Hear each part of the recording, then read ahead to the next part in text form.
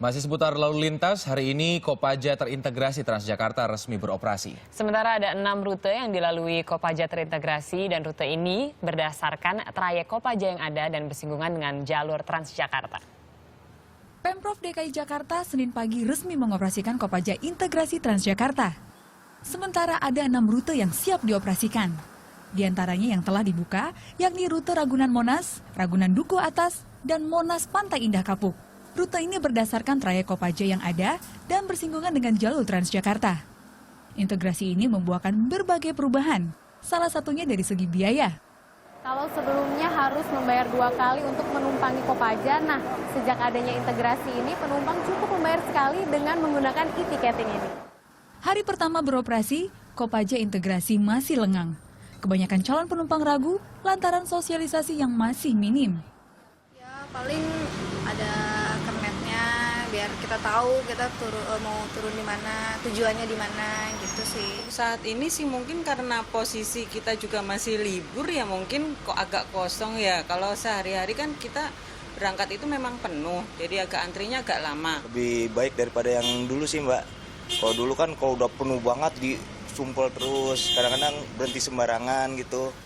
Sementara itu, wajah baru Kopaja tampak dari tampilan fisik bus berwarna biru ini. Di bagian dalam, 20 tempat duduk dibuat berhadapan, sehingga memberi ruang gerak lebih. Pengemudi juga tidak diperkenankan menaikkan atau menurunkan penumpang selain di shelter Transjakarta.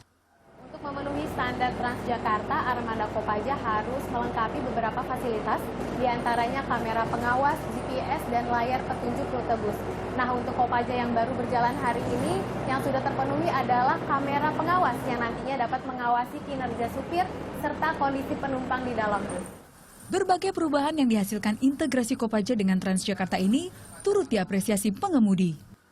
Selanjutnya, Pemprov DKI menawarkan skema pembayaran rupiah per kilometer.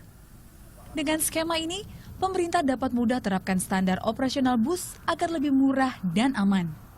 Dalam sistem integrasi, Kopaja sebagai operator mendapatkan pemasukan sebesar Rp10.350 per kilometer yang dibayarkan oleh PT Transjakarta.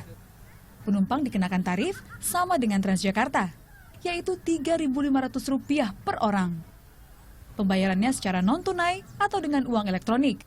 Sementara itu, sopir Kopaja integrasi atau Transjakarta Feeder mendapatkan gaji. Kini, sudah ada sekitar 130 armada Kopaja terintegrasi Transjakarta yang siap beroperasi. Sementara armada dan rute lainnya masih menunggu kesiapan berkas. Pengintegrasian ini diharapkan jadi awal, transportasi ibu kota tak lagi berorientasi pada keuntungan semata, tapi kenyamanan dan keamanan penumpang. Febi Purnamasari, Alfa Reza melaporkan untuk NET.